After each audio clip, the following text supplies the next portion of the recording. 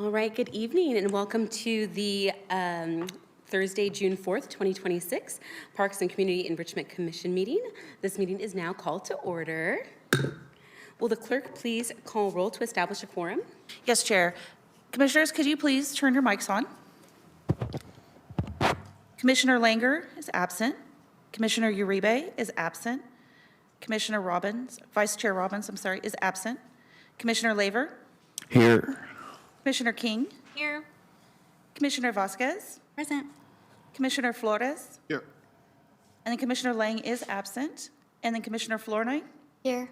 And Chair Gaines. Here. You have a quorum, Chair. Thank you.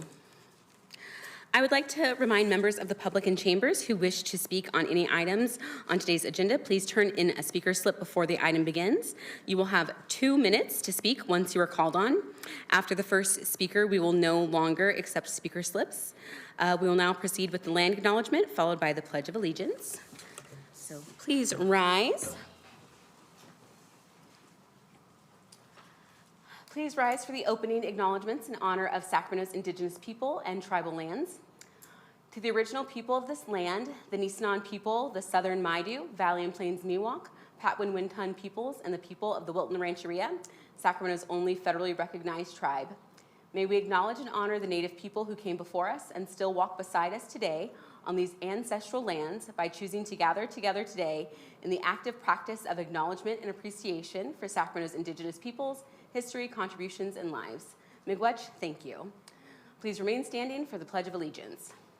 I pledge allegiance to the flag of the United States of America and to the republic for which it stands, one nation, under God, indivisible, with liberty and justice for all. You may be seated.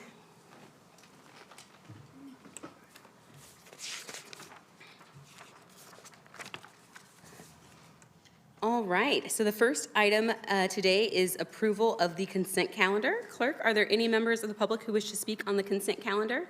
There are none, Chair. Thank you. Are there any commissioners who wish to speak on the consent calendar? Commissioner Vasquez. Thank you, Chair. Yes, I would like an update on the follow-up log that's on the consent calendar. I've got 2 items that have been there for quite a while, so I'm hoping for an update.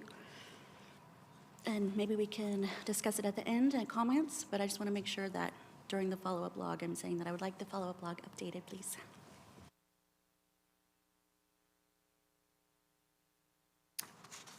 All right, well, I do not have that on me, so I'm going to ask if maybe Shannon, if you are able to pull that up and we can add that to maybe the end of the agenda? Or do you want to talk about it now? Let me pull it up. Okay. And that way we can know exactly which ones we're talking about. Perfect.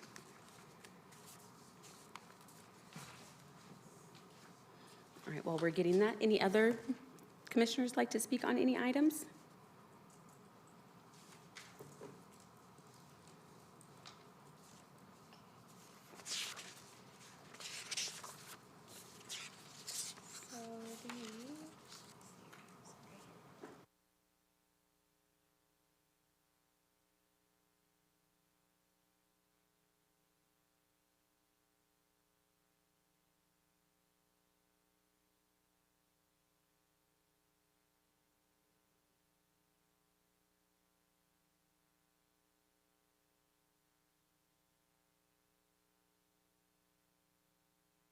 There we go. Sorry about that. And commissioners will work on the creation of a draft policy standardizing community engagement to present to staff. And the action taken is at the chair's discretion, may include in future agenda item as discussion time allows. The next item is the park bond. And I just recently talked to our attorney, and she is working on drafting a response regarding this item. Do we know when?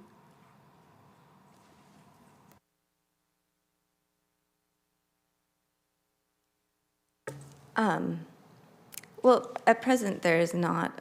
So really the legal advice you would need is if and when there is a park bond moving forward. Up until that point, there isn't. So it's not particularly time sensitive. So it's, if it seems like we are going to be moving forward with a park bond, I'll get you a memo timely. Director Beecham? Oh, was that you? Are you technically, is that? I think I'm a Brown Eye, but I Okay. think they just changed it. Perfect. Just kidding. That's it. Thank you. All right, so it sounds like I am the Well, we can. action, so I'll look into that. I'll have an update in August.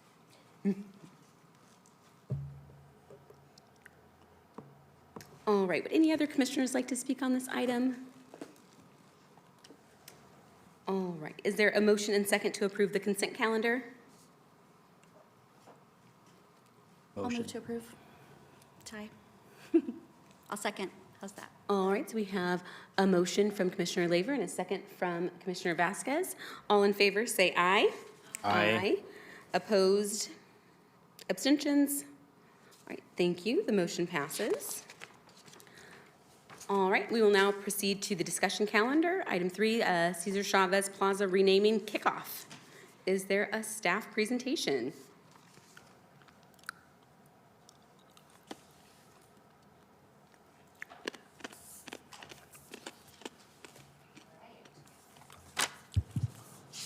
Good evening,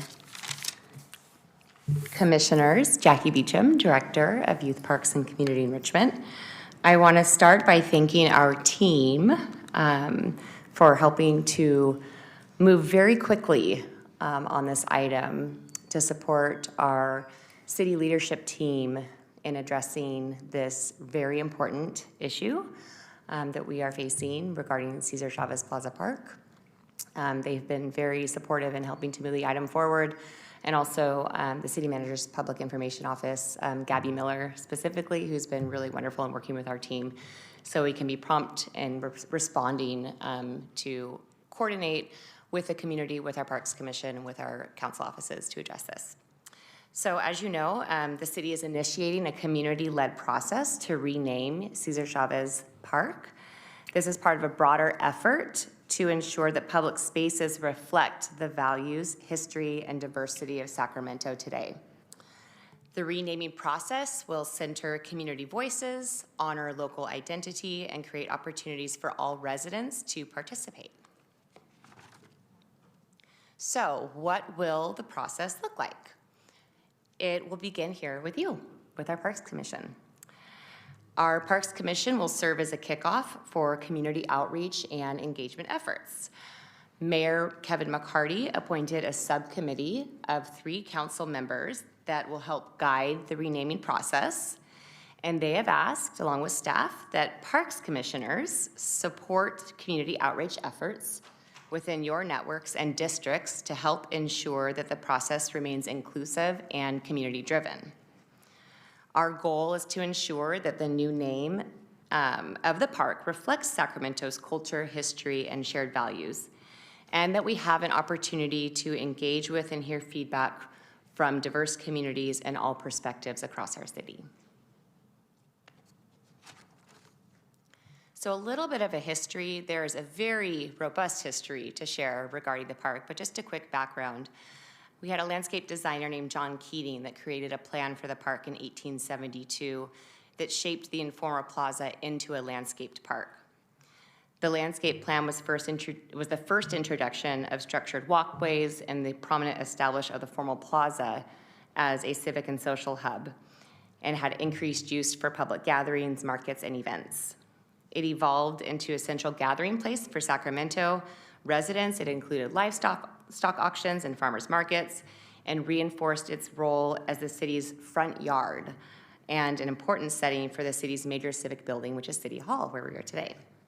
In 1966, the Plaza Park was redesigned and developed to add support amenities and infrastructure improvements.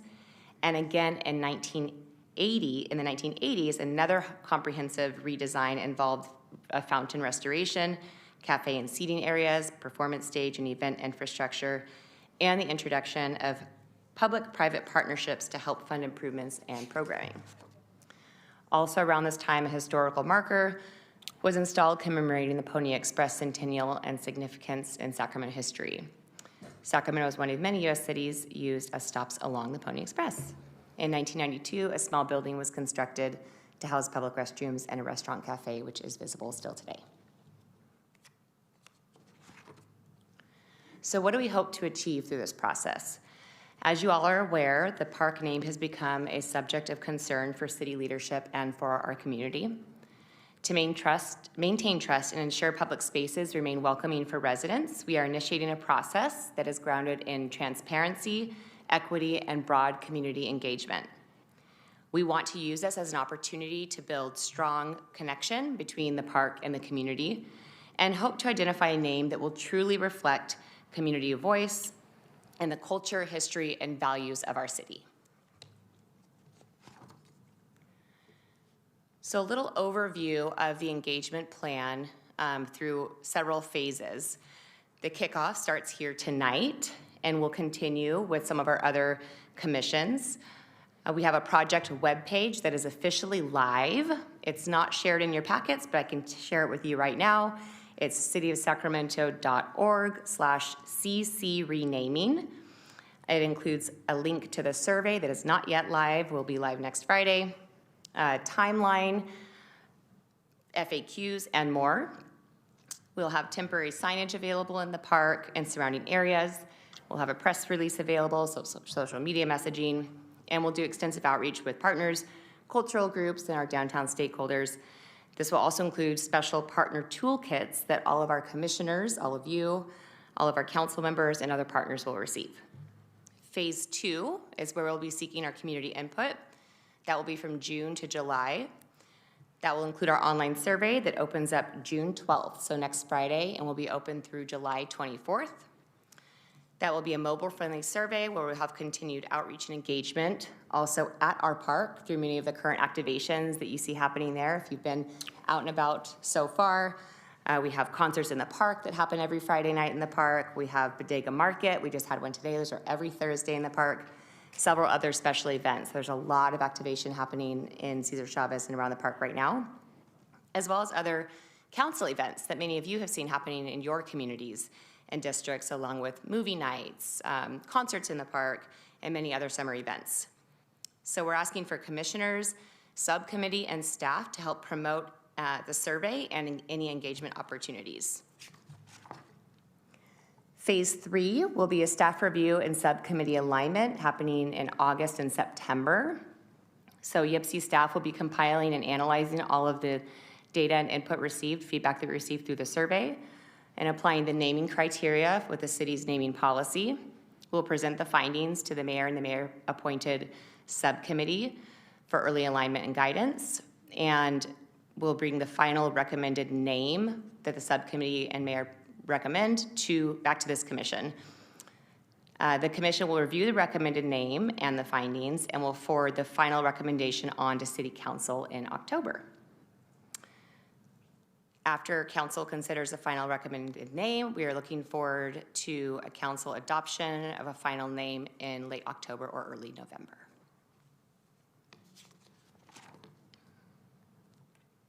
So how can you help? Outreach is going to begin again here with all of you. We'll be providing each commissioner with a partner toolkit that will include flyers. I believe you all have a sample, and I can talk through that in just a moment. It's going to be a partner toolkit. You'll have flyers, shareable graphics that will have accompanying text for social media that will help to amplify the outreach. It'll be available in English and Spanish. We ask you to share this information in your districts, with your networks, on your social media, to help really encourage survey participation. If there is an event, other community partner, opportunity, or idea for any sort of outreach that you wish to support or want to recommend, we welcome that feedback and also invite you to participate and share this information with anyone you see fit. If there are in-person engagements, like I mentioned, concerts in the park, council or community events, we also welcome you to attend those events and encourage participation in the survey. And again, we will be coming back to this commission after the subcommittee has reviewed the community feedback and is prepared to recommend the final name for council consideration. So the flyer that I presented to you, or that you see there, it's not in the presentation. This is just a sample of what you're going to see in your partner toolkits we'll be providing you. There are half-sheet flyers that you'll have access to that have a QR code. It will take you straight to the website and the survey link, available in English and Spanish, the flyers will be.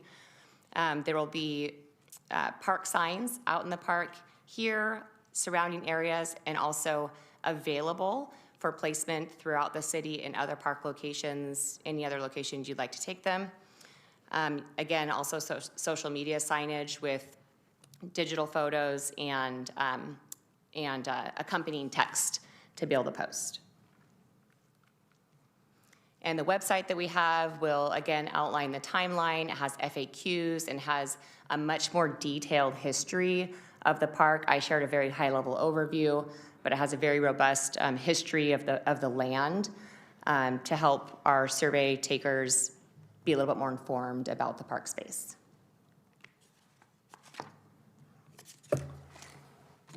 All right, so this is a very unique moment for Sacramento to shape the identity of our a very central public space.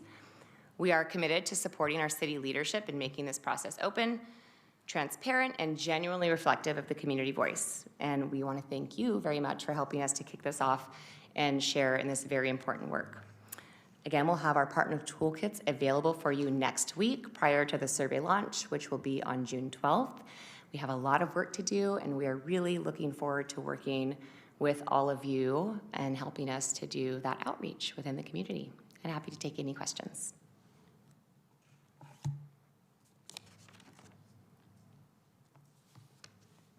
Clerk, are there, I had one question. oh, 1 second. Are there any members of the public who would like to speak on this item?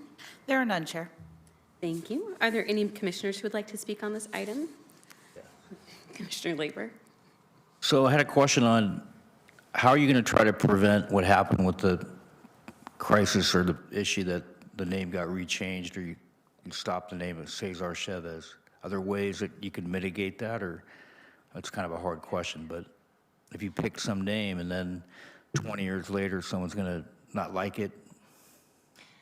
Well, we're hoping to do very extensive outreach. We would research any name that we receive. That's typically what we would do with our naming process. This park was named long ago. Our naming policy, though it does require some updating, does require that staff research any particular recommendation prior to moving forward with a name. We are open to exploring names that are not after individuals. The survey, when you have an opportunity to take the survey, you will see that we are asking our participants to do some reflection on personal values, on values of our Sacramento community, and really thinking about Sacramento's history rather than maybe particular individuals as we're exploring what potential opportunities for names might be. Yeah, I thought that'd be a good idea to look at other options other than a name of a person, maybe. Absolutely. That'll be considered. Good. Yes. Thank you. Commissioner Flournoy. Thank you so much, Jackie, for the informative presentation. You kind of partly answered it already, but I was just wondering what kind of questions is the survey asking? Because I know we want participants to fully understand the history of the park when they're suggesting a name, but what questions are being asked specifically, if you can answer that? I can actually read the questions for you if you give me a moment. I'll grab my computer. Okay, thank you.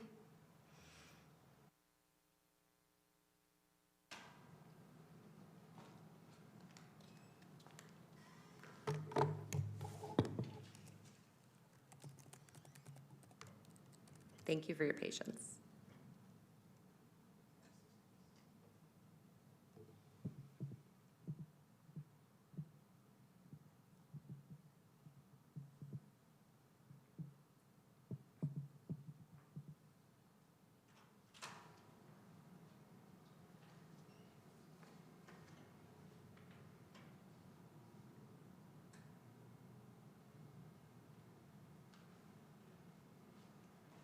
Okay. So as I mentioned, we're really trying to get participants of the survey to kind of get them thinking prior to just making recommendations, though we aren't just providing a list of names. We are open text, allowing any recommendations for names to come forward. The questions will begin with an overview. Again, we are leading survey takers to the website, which will have a very easy access link to the survey, but also open up with information more on the history of the park, where survey takers can read a little bit more about the land. So we'll provide a background on the park and ask the community that as they consider future name ideas, to invite them to reflect on the history, cultures, and values that matter to Sacramento. So we ask what themes or stories they feel should be reflected in the new park name. And we list several options where the survey taker can select one, multiple, or none. And it includes Indigenous history and stewardship, Sacramento's early settlement and founding, cultural diversity, nature, ecology, and environment, community gathering and civic identity, the farm worker movement and agricultural heritage, labor worker rights, several options to really get people thinking and considering their values. We also ask if survey takers would like the park's future name to reflect a historical or cultural theme. And if so, what historical or cultural theme they feel is important to highlight. And then we ask them, of course, what name they would like to submit for the park and why they think the name is meaningful for Sacramento. So very open-ended, giving everyone an opportunity to share their feedback. We also take an opportunity, optional of course, to find out more about who our survey takers are and get information just about general park use, who's visiting the park, why are they visiting the park, for what reasons. That will help us as we move forward in this process and really think about activating Cesar Chavez Park a little bit more once we find a new name for that space and see what sort of improvements we can make there as well. That sounds really comprehensive. Thank you. It should take less than 5 minutes though. Commissioner Vasquez? Thank you, Chair. And that was my question. How long would it take? Less than 5 minutes. Yeah, that's fantastic. It has, let's see, 4 required questions. Beautiful. Okay, great. And then you're talking about naming convention, and to answer a question over here, can you please send the commissioners the current naming convention, the current naming policy that we have, and then any proposed changes? I'm hearing you say that it needs some updates, so hopefully that's a part of the process that we would be involved with. Yeah, so the naming policy is linked on the website. It'll be available to commissioners and anyone who's, it's actually available now if you visit cityofsacramento.gov/cc renaming. A CC Park renaming. That's something, it's on our list to do. It's a citywide policy that we will need to be addressing. It's something that we have been considering, and we would certainly bring to this commission for recommendations. Commissioner Flores? All right, thank you, Chair. With the survey, I know I have a lot of questions, but I didn't want to get too far ahead. Regarding the survey and the ability to list names and ideas, is the survey also flexible? You did mention, so maybe you can expound on it a little bit more. If a community member says, I like this name, and then is there a field that says as to why? Yes. Now, is that an open field, like 1,000 characters, 2,000 characters? Because I know, having conversations with staff, it's always been the vetting process. Like, anyone can just say, hey, let's name it the Joe Flores Plaza because Joe is cool, right? Like, right, I mean, that technically is the history and the vetting, but like, is that the vetting itself, the quality of vetting? Like, anyone can, I suspect we'll get a lot of names that are quality, but how do we know it's quality unless they help us in doing some of that heavy lifting? Because let's say we get a culturally significant, but it's not in my purview or I'm not aware of it, you know, like how are we addressing kind of some quality names that may come up and then some of the reasons why, but if that reasoning is of quality, like kind of what Commissioner Labor was kind of asking about, right? Like, how do we know some of these potential names rise to the top in a sense, and some of them are just like I said, the Joe Flores Plaza, like that's low on the list, right? So that was one question I do have, is that level of vetting, like let's say we get 30 names. 20 names are quality, how do we know that they're quality is my question first. You know, that's a really great question. This process is obviously very unique and new for us. We've been through the renaming process before, but not in this way. And so it's hard to really tell what the turnout will look like. But I would imagine that there will be many, many, many recommendations. And I think depending on the frequency and some commonality between some of the names is what we would first use to kind of narrow down a sort of top list of recommendations. And then once we have a list of the most frequently recommended names, start vetting them based on that data. But we really won't know until we have an opportunity to analyze and evaluate what some of the recommendations are.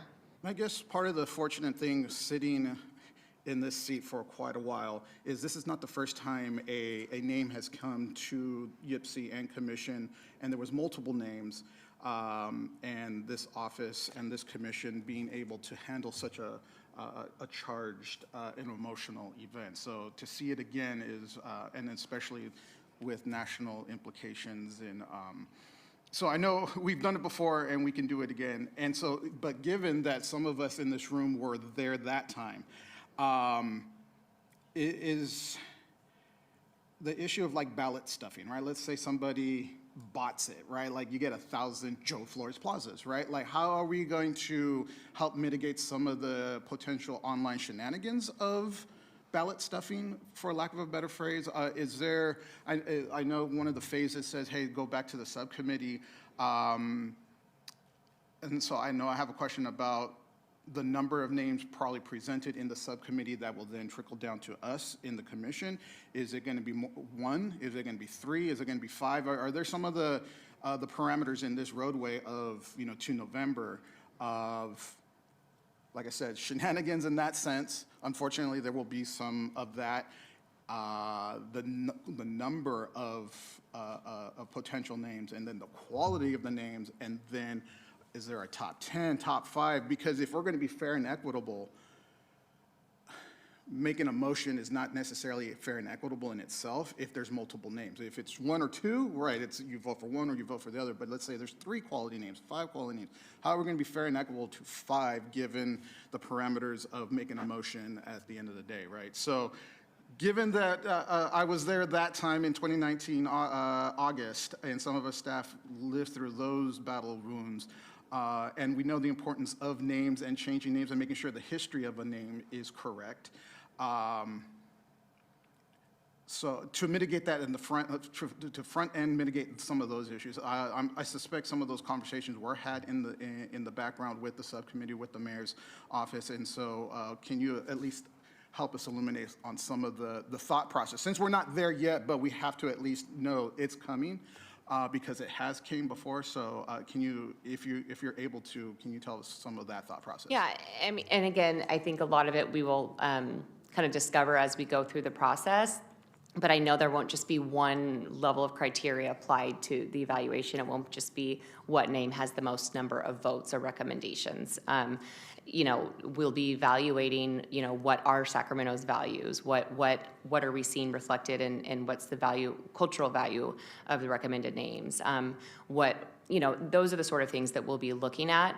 And I think it's the subcommittee's goal to bring forward a name that's most reflective of what this is a community-driven process. It's most reflective of what the community desires to bring forward, and with the least amount of controversy, and something that is very representative of Sacramento as a whole. And so I don't believe that the subcommittee would move forward conflicting or controversial choices. I think their goal is to bring something forward to the Parks Commission that is going to be most agreeable and supportive by the larger community.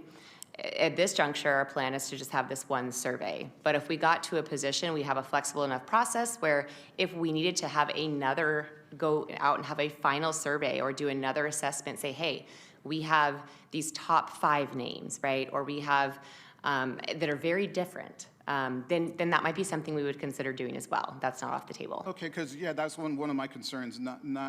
Well, because we play a part in it, but given foreseeing what is going to happen, who's going to take care of that burden of eliminating 20 good names to 5 to 2 to 1, right? Like, is it going to be us? Are we going to get the 5? Is the subcommittee going to help do that? Or, you know, like you said, I know this is going to be a fluid conversation, so things could pivot. But again, given what we have done together before in 2019, and then we want to get this right, and we have a playbook to kind of follow.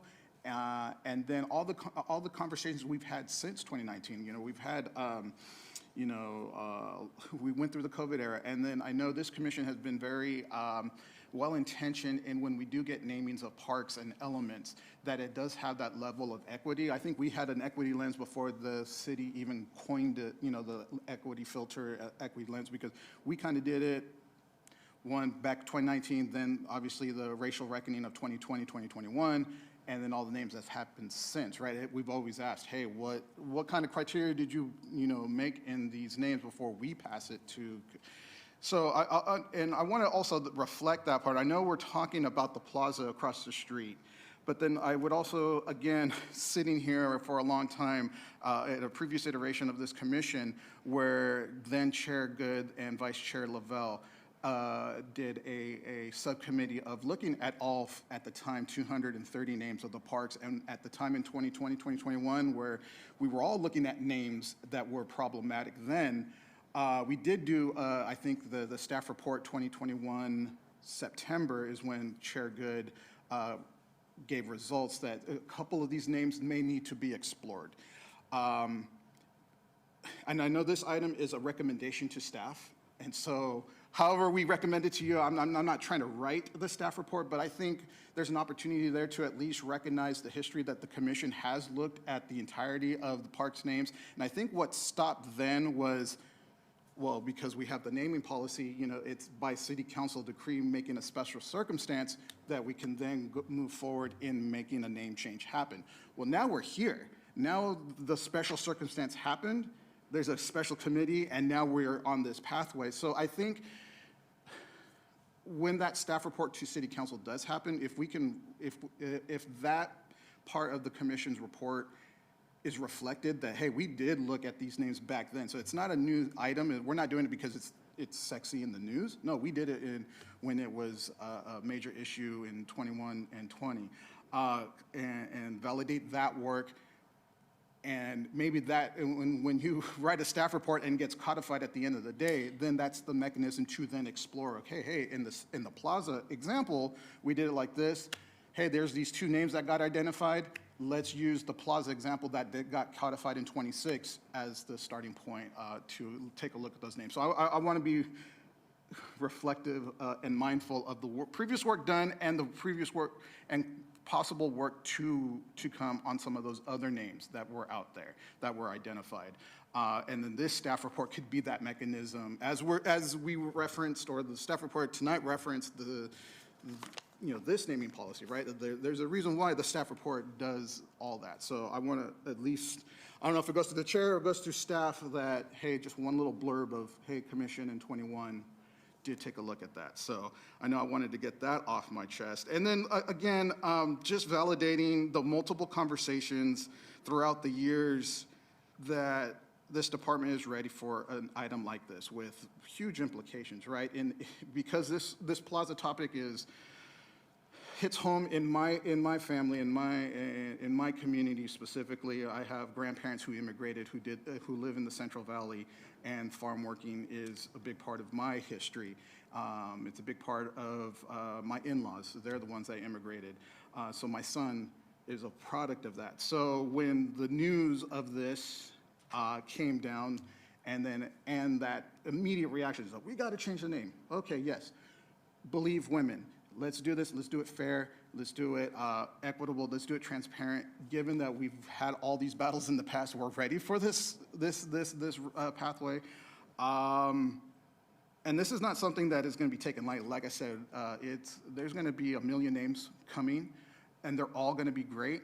There's going to be some shenanigans, and so we have to prepare for that because, I know all these conversations have been had.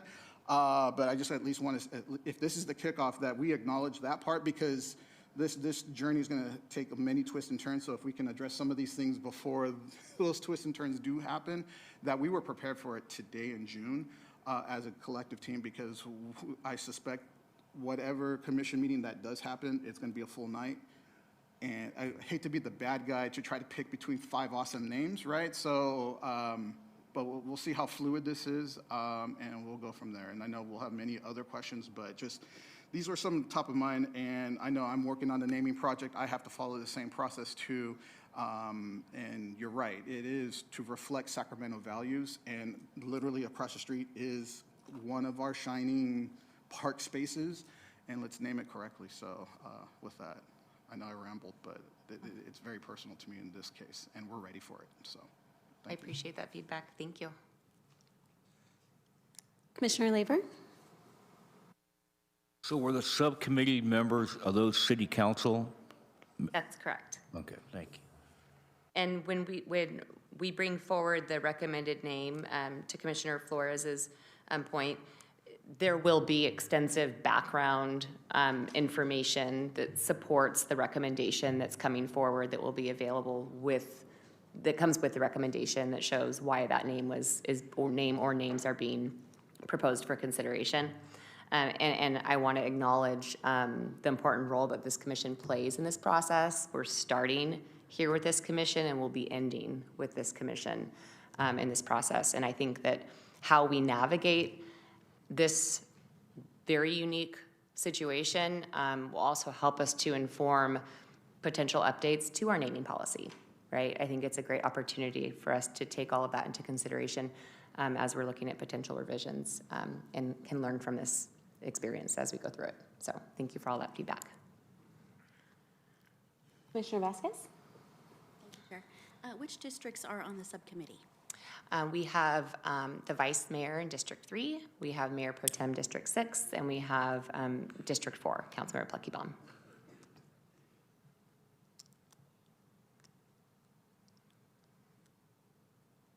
All right, well, it looks like there are no other comments, so thank you so much. We look forward to participating in this process. Thank you. All right, so this was review and comment, so we will move on to our next item, which is item number 4, 916 day updates. Is there a staff presentation? Hello, I'm going to get us kicked off. Good evening, I'm Sarah Musser, Park Maintenance Superintendent with Youth Parks and Community Enrichment. I'm here tonight to introduce Jennifer Holden, who's proposing a new community-based initiative called Park Sketchers. As you all know, one of our ongoing goals is to encourage residents to discover and connect with parks throughout the city, including some of our lesser-known neighborhood parks. Programs like Park Sketchers support that goal by bringing community members into our parks for shared experiences that foster creativity, community connection, and appreciation for public spaces. The concept is very simple. Bring people together in parks to experience them in a new way. By activating parks through positive, low-barrier activities, we can help residents build a stronger connection to their local parks while highlighting the unique character of parks across Sacramento. Jennifer is here tonight to share more about the program, its goals, and how it would operate. So at this point, I'm going to turn over to Ms. Jennifer.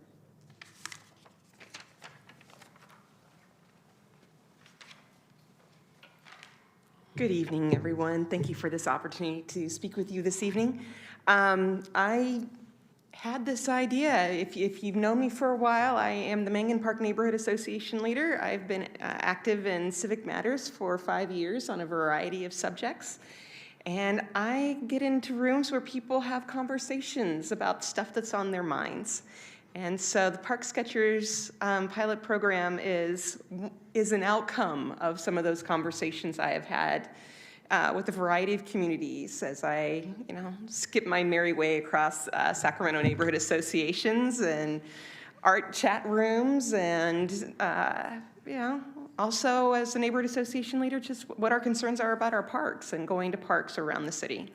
And some of you have gotten texts from me where I'm in a different park that evening taking pictures, and I will pop you some pictures of parks in your district. So I love parks. I love drawing. I love sketching. And I am happy to share an idea with you. Sarah did a pretty good job setting it up. I'm going to kind of get a little quick here at this point, which is we could invite people to come together in their parks with whatever drawing materials they have. And if it's their binder paper and their pencil or their ballpoint pen, that's fine. All ages are welcome. It's a city park. Everybody's welcome. And you choose a part of your park to sketch, draw, or if you do come with, watercolors or something like that, you can paint. And we, it starts off by we all come together, we say hi, we talk a little bit about what we love about the park, and then we go find a corner of that park and we sketch it. We draw it, we paint it. We have about an hour, hour and a half, come back together, share our work with each other, talk about what we saw in the park that we really love or admire or appreciate. I think this is a great place to discuss 311 programs and how to report anything in the park that you might have also noticed that you want to report to the city. And then people take pictures of their artwork to send into a Parks Department email address, and their artwork about that park can be posted on social media and distributed across the city networks as a way to promote that park and that community. And it gives the community something to rally around, to share, and to remember a great day they had together in the park. So that's the basis of the activities. It's my idea to focus on underutilized and underrepresented parks, to build community. You can hear that when people come together and they look at the same thing together enough, when they have something to share with the broader community, it builds community. Increase access to visual arts opportunities. Sacramento does not have the strongest visual arts community for a city our size. I'd love to help get that going. And then, yes, we're going to get people into their parks. Oh, I am so sorry. And I'm going to emphasize the part that no art experience is required. If young families want to come in with their young children and a box of crayons, great. Any art medium is welcome as long as it's non-toxic. This program can also promote, if you pack it in, you pack it out, leave the space cleaner than when you found it. Not that it's a trash cleanup, but we could definitely promote, if it's ruining your picture, you could pick it up and put it in the trash can. And then also, I think sharing the artwork with each other. I have been to some events outside of Sacramento where we did this, and it is kind of touching to see what people notice and to see the park in ways you never thought you'd see it when you see it through other people's eyes. So here's a little nitty-gritty. Why is this a city thing? Why can we not just do this one park at a time? So why am I here talking to all of you and putting this forward? Because every city council district has some parks that are underutilized or underrepresented. This is about promoting parks broadly, in general, across the entire city. There are parks that people live a block away from and they don't know are there. So it's not enough just to have a great little draw fest one day in the park and all go home and be happy. This is a little bit of my passion about parks. Across the city, everywhere, the entire park system, making certain that it is as activated as possible and people know about the parks that are near them that they maybe didn't know were there because we've got so many parks and some of them are kind of quiet. So how does that work? We have 8 city council districts. We have 12 months out of the year. We have 2 months out of the year when being outdoors for 2 hours at a time isn't going to attract a lot of people. I'm thinking like December and July or August. Meanwhile, that leaves us 10 more months in 8 city council districts. So we could do one park in each city council district every year. And that would take up 8 months worth of time. So every city council district would have one park represented. And it's my current idea is that we would reach out to the neighborhood associations in that council district and ask them to nominate the parks. Have them do a little search of all their parks and which ones do people know and which ones don't know, do they not know. And then tell us about it, and we kind of take a little survey. And then if we've got 2 more months left over where the weather is good, frequent participants, the people who do show up to a couple of events a year at least, we ask them what they want to do for the last 2 months. Do they want to do a well-represented park, something that would be very inspiring for them? And then we have 2 months that are kind of participant vote. And these would all be daytime. These would all be the weekends. I'm thinking Saturday or Sundays. We can adjust the time of day based on the weather. And maximum amount of time would be about 3 hours. I don't, at this point in time, see any of these being so large that we would need to worry about being permitted for a park event. I think we're going to be under the 50 people, and we can have a casual gathering starting at a certain time, and with a ending time, I think we're going to find 2 hours is about right, but we can advertise it as 3 just in casers, so that we've got a little coverage. And do you have any questions? How have I done? Is this Sarah's turn? Yeah, I'll take that. All right, there you go. I think the idea is to really think about programs like this to kind of incorporate into our 916-day events, which is why it's kind of fallen under this umbrella. I don't want to wrap up this item yet and open it up to questions, because I do want to invite Deanna to come up and give her usual 916-day updates, and then after that, we'll be here to answer your questions.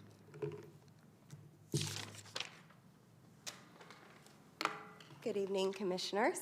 My 916-day update so far is we have done a few site walks. One at Sacramento Softball Complex with Commissioner Uribe. It looks like that's going to materialize into a 916 project. There's a lot to do out there. San Juan Reservoir and Stotch Park in Commissioner Robbins' district is also, both of those things are viable 916 projects. And then Southside Park and Grant Park in Commissioner Laver's district have been walked. So my update to you is if you have any project ideas you would like to pursue for 916 volunteer events, please reach out via email with available dates, times, locations, and I'd be happy to schedule some time to go and check them out. And then from there, we can decide on what tasks can be completed by volunteers. Do you guys have any questions? Nope. Okay, please reach out. Are there any members of the public who would like to speak on this item? There are none, Chair. Thank you. Commissioner Vasquez? Thank you, Chair. My questions are of the Sketchers program. Is this an existing program? Is this a proposed program? Where is it housed? What would the fees be? What's the staff time? I'm very confused as to, is this an idea of a program or is this an actual program? This is an adaptation of a program that's focused a different way.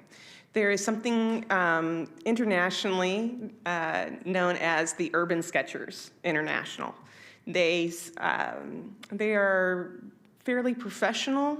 They travel the world, and they work professionally as illustrators and artists. They focus on cityscapes. So, most of the cities around us have an Urban Sketchers group. Sacramento doesn't have one, which is a little odd. However, when I think about the population of Sacramento and who lives here, I found myself thinking it's not about starting up a cityscape sketching group for us. It's really about pulling communities together around something common, like their parks, to fall in love with their parks. So this is not an Urban Sketchers thing. The other thing is Urban Sketchers tend to be professional artists. There's a little barrier to entry. You kind of have to prove that you're ready to get in there. And I wanted something that was low barrier, something that the high school students could do, that families with young kids could do. Everybody would be welcome to come in and do that. So you can hear how I have been to some urban sketching events. I have met the people and learned about their organization and taken something of the idea but adjusted it for what I see as the needs of Sacramento and why Sacramento doesn't have one. We've got a different sort of population. We have different needs, and our parks have needs also. We have this amazing park system. So I'm trying to, make some adjustments to fit. Does that help you understand? Yes, Ms. Holden, I understand the concept. I think it's a lovely idea, and I just want to thank you for your continued service in Sacramento to all of our districts and all of our parks. You've been a very consistent advocate. I appreciate that in you. And I think maybe my questions are a little more technical and budget related. Thank you. Yeah, thank you. Yeah. Is this an existing program? Is this something we're proposing? What budget would fund it, and what would the budget be? This is not an existing program, it's a pilot program. So it's an idea that we have, come with Jennifer to, incorporate it into some of our 916 day events and some of our already established events to enrich them and build them up a little bit more. We're always trying to expand our reach throughout Sacramento, so any additional thing that we can add that's fun, that's gonna bring people out, we wanna do. And so putting a spotlight onto our parks is something that's very interesting. It's very something we're very interested in doing. Wonderful. And I'm hearing, I guess I'm curious, would this be promoted through YPSI? Is this something that registration would happen through YPSI? I'm hearing that the art would be shared through our social media, so I'm assuming there's marketing team hours there. What is the proposed amount of dollars this would cost the Park Department? We don't have a budget established for that yet. As I said, it's just going to be incorporated into some of our events already. It's going to be volunteer-led by our Jennifer that just kind of came up here and gave you this spiel. But, I can hand that off. There's really no budget that would be needed. It's show up, we're already out there, bring your family, get to know your park. There's no cost associated to that. So they would it go through our registration process through YPSI? We're still in the works of figuring that out. Whether it needs to be a pre-registration program or just a drop-in, there's still behind-the-scene things that we're still trying to figure out. We're just providing it to you as information that, hey, this is an opportunity that we've been engaging with the public about. Great. Like that it's in our 916-day realm or bubble or sphere, if you will.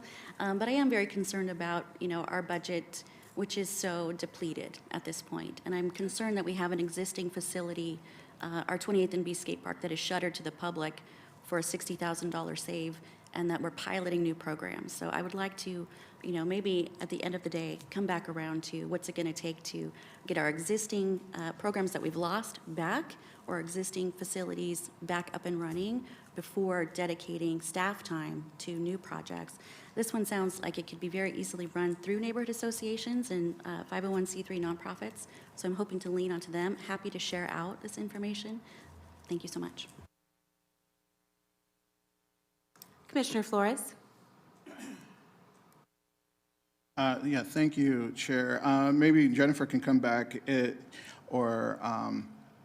are there any, because this is pilot, is there any demonstrations coming up, any pre-volunteer dates coming up already that's kind of incorporating this, whether it's the scheduled program itself or like maybe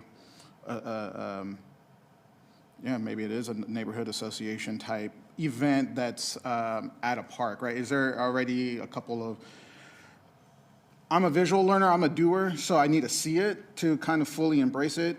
Is there any couple of them coming up on the calendar informally so we can see it and be like, oh wow, this is what this presentation was about, I guess that's my question. At the moment, they're not. This is a pilot program, so the program itself would be our, hey, we're trying it out. Okay. Can I jump in real quick? So is it, and correct me if I'm wrong, because I'm hearing this under 916. So what, is this being presented as like, so I've been slacking, I haven't done anything. So I could say, hey, since I haven't done anything for 916, can I do a Park Sketchers thing for that? And that's kind of like the pilot, and that's how it would be kind of tucked under this, and that's kind of how like we would be paying for it because I have to do something anyway for 916. Is that kind of how I'm hearing it? And that's like how we're kind of gonna start out as the pilot? and why Yeah. it's a part of 916? Well, I think what we're seeing is a supplement to those things. So it's an additional add-on benefit to 916 Day. We're already in the park, we're doing a cleanup, and, sometimes we end early, sometimes, but there's a lot of other things that can happen. So we've had tablings out at our 916 Days, we've had swag, we've had different, organizations coming out. So this is just another thing to that. I think this commission wants transparency, wants to give feedback, and so this is what we're trying. Hey, we're going to add, an additional component to some of the things we're already doing at zero cost or very, just staff time that's already working on 916 Day. There's nothing additional here, just an outside partnership that would be helping to facilitate, an add-on to our already awesome 916 Days. Thank you. Commissioner King. Yes. Thank you for sharing. Thank you, Jennifer, for coming. I have spoken with Jennifer several times about this program. What I loved about it is that it is a partnership between parks and community-led, I'm going to call it an organization. And it is something new. I think it's unique because it is very low barrier and free. So it is simply an organized way to bring people who sketch together in our parks. And I see it as a great way to provide programming and partnerships with our community organizations, our neighborhood associations, and I'm hoping that this pilot will help to build more things like this. I've spoken before about, partnering with community-led organizations. How can we provide free programming that are low cost or low barrier, specifically for city staff? And I think this is a really good example of how that can work. It is new. It's something that we don't normally see because we're often seeing already robust programming provided from our city and our city staff. So this is just to supplement the programs that might have gone away or been reduced as a alternative in activity, engagement, whatever you want to call it. I'm excited about this. I've seen some of Jennifer's work. It's beautiful. I think she's been very thoughtful about this presentation. So again, thank you, Jennifer. The amount of research that you did was really amazing, and I really do appreciate your work on this, and I'm excited to see this move forward, just to see what it will be like. So I am excited to attend. I have zero artistic ability, so just wait for that. But from what I've seen, I think this could be a really great free program for our city of Sacramento and whatever we want to call them. The people of the city of Sacramento. And so, yes, that's the word I was looking for. And so I hope you keep that in mind. But I don't think this is going to take a lot of focus away from other programs. I think the city staff are also focused on those areas as well. This is just in addition to. But maybe I'm wrong. I'm eager to see what your thoughts are. Commissioner Flournoy. Thank you, Chair. I was just wondering how outreach would work for this. Like, would it be added on as like a side note to 916 Day outreach? So like, hey, volunteers are gonna come work on this park, and if you want, you can also bring like your sketching materials, and you can come join the Sacramento Park Sketchers. So how would that work specifically? Yeah, I think it's going to be a joint marketing effort. Hey, we have 916 Day, and we're also going to be featuring the Park Sketchers program. I could also see where it happens outside of a 916 Day, in coordination with another event. So it's going to be, Park Sketchers are going to be there as like, hey, we got more stuff. Nice. Okay, that makes sense. Thank you. Mm-hmm. Commissioner Flores. Thank you, and I don't want to take too much longer on this. For example, I live near Bell Coolidge Community Center. if I wanted to do the outdoor activity the Monday, Wednesday, Friday outdoor 8 o'clock class with the older folks that do the mobility, that's a free class, correct? I know, yeah, that's a free class under the community. I'm stepping back from 916 Day, but this is still YPSI related, at a community center of a program that is off, correct me if I'm wrong, the lead person does it as a volunteer, but it's structured as somebody who can then, there's like 50 people, I see them every Monday, Wednesday, Friday, right? So given that framework, and I think that kind of goes to what Commissioner Vasquez is kind of saying, like, there are mechanisms to do something cool and awesome under an umbrella that is low barrier, low resource, volunteer-led, and then people come through. So I think there's a there. I don't know if 916 Day umbrella is the mechanism, but like, Bell Coolidge can use all the programming from volunteers and being because there's the dog park, there's a trail, and there's this, and there's that. And that's walking distance from our neighborhood. And don't sell yourself short. I know you said 5 years. I know we've been working together since 2019, so that's more than 5 years. So I think there could be a there. I know council members always doing events under their umbrella that utilizes YPSI, and stuff like that. So I don't know if 916 Day might be that could be the first touchstone, but there's other paths and other umbrellas that this could fall under. And like I said, I have to see it in motion to be like, okay, well, maybe it needs to be over here. So there's a there, and just food for thought. Thank you. I can't answer your question about the community center, though. I saw staff of, I know we're talking about community They're centers. coming up later, and that might be a good No, question for them. I know that's community centers, but because it's YPSI, and I know we're talking about 916 Day, so I apologize for No, I kind of just going outside. wanted to answer your question. That's No, all. and I don't think I had a question. I think I just rambled and made a statement, but in identifying a pathway to if this is something to move forward with, I think there are avenues to explore there potential other partnerships or other avenues of activation. Like I said, maybe even under council umbrellas.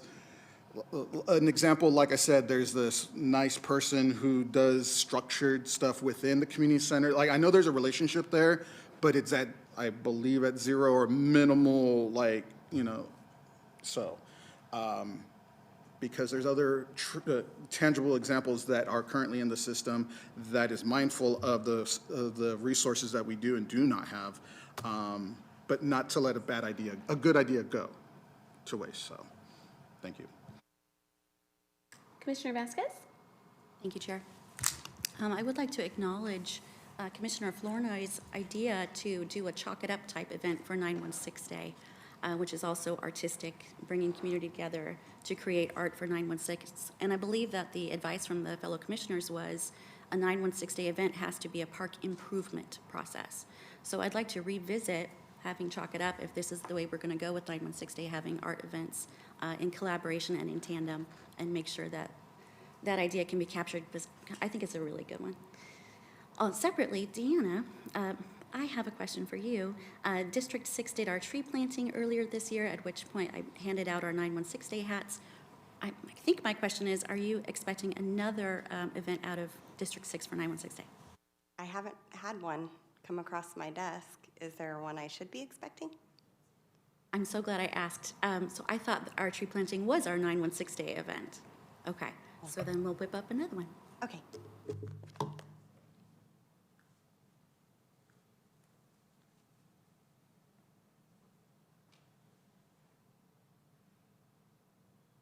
Commissioner Lever? Thank you very much for your comments. I just had a question on, you'd mentioned like a process or a formula, how parks are picked. Can you just explain that a bit? There was like a period you talked about, 8 months, 12 months. How does that work again? So there's 8 districts. The goal is to have 10 events. So 8 would be within those districts. So District 1 would have one, District 2 would have one, District 3, so on and so forth. And then the two remaining, to get to 10, would be up to the group to vote. Now, this isn't a stand-in-stone thing, this is just an idea. This is just an idea of how we would select the parks within the first round. We'd also love recommendations from you all. I think Jennifer mentioned that you know your parks better than a lot of people. So I think you can make recommendations on parks that might be good for the Park Sketchers program. This is part of what we're here for, is to hear recommendations of parks that you think would be good. And then multiple parks would be picked in each district? One park for each district One each park. year, and then there would be, this is a goal, it's not, Yeah. you know, that's what was presented. So we want to do 10 events, and there's 12 months out of the year. So each district would get a month, and the remaining 2 would be voted on or decided amongst the folks that are participating in the Park Sketchers program. Have you looked at grants potentially or ways to help fund your goals, or what do you think? At this point, it's just a pilot program, and we're expecting 0 cost to implement it. Yeah. And then my last question is, do you have ways that you can measure the success of what you're doing? Yes, we can do informal surveys as well as formal surveys, as we do for a lot of programs to measure, so we have quantitative and qualitative data. Yeah. Thank you. You're welcome.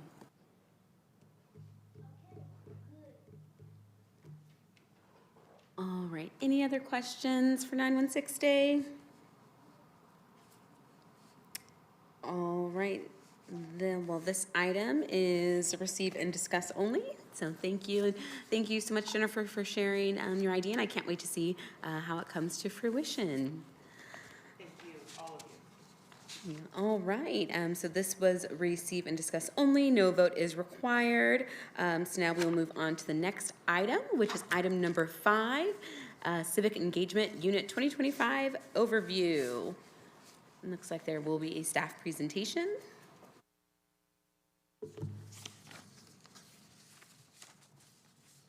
Good evening, Commissioner. Sean Swanson, Recreation Manager. I work with, among other teams, the Civic Engagement Unit. I'm going to give a brief overview of the report that was included in the agenda for the receive and discuss item. And then I'm also going to use the opportunity to give just a little bit of an update on what we anticipate for the Civic Engagement Unit in the upcoming year, as I know it was one of the items that was of concern with the budget discussions. So to start with, the Civic Engagement Unit empowers Sacramento youth with knowledge, resources, and opportunities to advocate and engage with their communities. The Civic Engagement Unit is comprised of 2 primary components. The first being its support for the Sacramento Youth Commission, which was established in 1993. A highlight of it was that in 2025, the number of members appointed to the SAC Youth Commission reached an all-time high of 18, where commissioners engaged in 8 business meetings and 10 capacity training sessions facilitated by YPSI staff. The Youth Commission is a commission just like this commission is here. I mean, they meet in these chambers and have similar types of duties, produce a work plan, and all the similar things that you all do as commissioners. The second major component of the Civic Engagement Unit is the Summer at City Hall program. The Summer at City Hall program is in person at City Hall, where participants are immersed in local government firsthand and giving valuable insight on how to become an active citizen in their community. The City of Sacramento's Department of Youth, Parks, and Community Enrichment has partnered with Natomas Unified, Twin Rivers Unified, and Sacramento City Unified School Districts for over 12 years to bring this program to life. And it's really a collaborative program that is run in conjunction with their staffs, and then we have MOUs for those programs. At the end of the program, students present an advocacy project called Project City Hall. They develop the project in small peer groups and present it at city council meetings, or at a city council meeting. New for 2025 was the offering of Semester at City Hall, an offshoot of the Summer at City Hall program, incorporating many of the same principles and focuses, although this one is run entirely by YPSI staff, and it's done in a format that balances with the school year's availability of students. I'd like to draw your attention to the slide where we've got kind of an overview of some of the key demographics and just kind of describing the program. The first one is a breakdown of how many commissioners we've had seated in the Youth Commission. And as you can see, we've had an increase year over year with 18 seated throughout the year in 2025. As a reminder that we have 2 seats for each commission or for each district, and then 3 for the mayor's office on that commission. And those are appointed by the council members and through the same kind of process that you all would have gone through.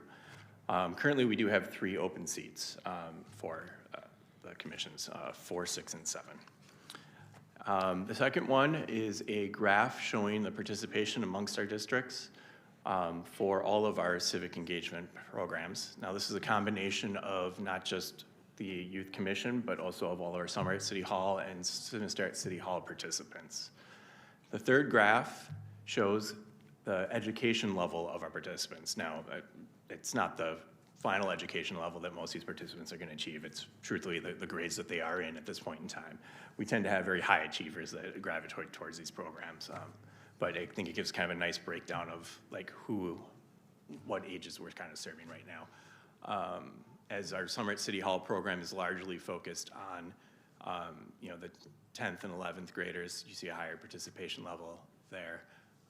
But our Youth Commission is all the way up to age 22 that we have on there. So that's where the college representation is on that. And then if you also look at the graph that shows the different ethnicities and race that we have in our participation, you can see that we're actually serving a really diverse group that I think is well representing the Sacramento community. So there's a lot of kind of key things that I think are going really well with the programs. And then I'd like to just give a little bit of an update kind of where we're at. As we're in the budget discussions, civic engagement was facing some, and well, we haven't seen our new budget yet, but it's looking promising that we will have some restorations on there. Originally, there was looking like Summer at City Hall may be a program that was getting cut. We anticipate that it is going to be restored. And so the good news about that is that we did have in place for this summer still a version of Summer at City Hall, even though we currently don't have the staff that would be running that program. Currently, we only have 1 staff dedicated to civic engagement, and to be fully functional and run full programming, we would want at least 2 full-time staff and then a couple part-time staff associated with that. We anticipate those being returned in the next fiscal year for our budgets on there, and we have created a program where we're still going to be running a Summer at City Hall program. It's modified slightly. We're going to run 2 different cohorts, a Monday, Wednesday cohort, and a Tuesday, Thursday cohort, and then both cohorts meeting together on Fridays on there. We're still going to serve approximately 80 youth. We actually just bumped up the wait list, or the capacities on there, and brought in several students off of the wait list. But we believe from this one on here, and then with the restoration of those positions, we'll be able to return to full normal Summer at City Hall operations for future fiscal years. And that's the updates I have, and I'm available for any questions. Thank you so much. Clerk, are there any members of the public who would like to speak on this item? Chair, there are none. Thank you. Are there any commissioners who would like to speak on this item?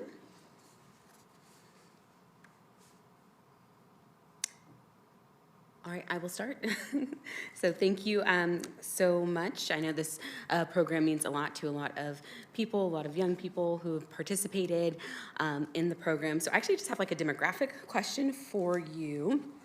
I don't know if you would actually know this, but under the race and ethnicity where it says 2 or more, do you guys, is the box just 2 or more, or do you actually ask like what the 2 or more races are?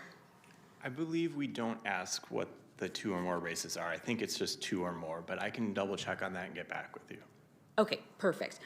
Because just, a lot of studies have gone into data and like that those could be very different things. And have very different outcomes for young people depending on what that is.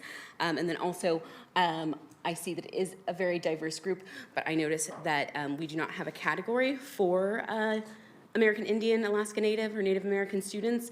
So that could be 0, or we could be grouping them under other. And you guys know I feel very strongly that we do a land acknowledgement, and then we don't do anything for our Native people. So I don't expect you to have that number, but if you could email me and let me know if there are any Native students that are a part of this Yes, from I'm last year. fairly sure that it is a category that we do let them select, but I will double check on that for you. Perfect, thank you. All right, no one else has added their names to the list, so if that is accurate, like I said, this is fantastic information to see. Like I see all the districts represented. I can't tell if mine is the 5% or the 6%, but either way, I'll definitely make sure that District 8 gets that number bumped up because this is a very, very important program, and I love, that everyone has advocated to make sure that you guys get those positions back, because as we all have seen with this budget stuff, civic engagement is very important, and our young people need to know how this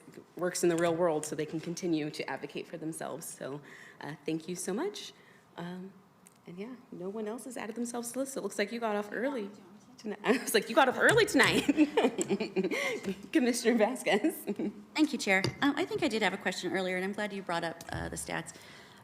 And forgive me if this is the wrong presentation. I don't have an agenda in front of me tonight.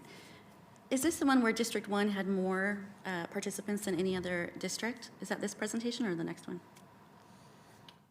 I believe District 1's representation and participants on this was higher than other districts. Significantly so, correct? Yeah, I believe so, looking at the graph. Yeah, to what do we attribute that? I think their demand they tend to have a significant amount of students participating in the Summer at City Hall program. And that maybe partially is a product of where, so in the Summer at City Hall program, traditionally the school districts play a big role in selecting who the students are that participate in the program. So they select, each school district has a certain amount of slots that they have on there, and then they're the ones that select where, or who the candidates are that they're going to put into the program. And I believe in this year it's possible that they had selected a higher proportion of ones that were particularly in D1. Do we have more districts in D1, school districts? I mean, do we have, what is it, like Thomas and Twin Rivers? Do they all encompass D1? Is that maybe they should have less slots if they have more districts? I'm just trying to figure it out, because I remember looking at this graph and it was significant, like, it was like D1 and everybody else. So how do we? Yeah, we can certainly look at that, and I'll take that into consideration as we look at MOUs for the different, for next year on there. They do pay for their own students as a portion of it. As the MOU slide is a portion to consider as we look at how we budget it as well. Commissioner Flournoy. Thank you, Chair. I just wanted to say thank you so much for this presentation. This program is very important to me because I was a part of this program for 2 years as a participant and then a peer mentor. And so I'm very glad that students advocated for it, and I'm very glad it will be returning. So thank you so much. All right, thank you. So this item was receive and discuss only. No vote is required. So now we are going to move on to the next item, which is item number 6, Community Centers Overview. It looks like staff is coming forward for a presentation.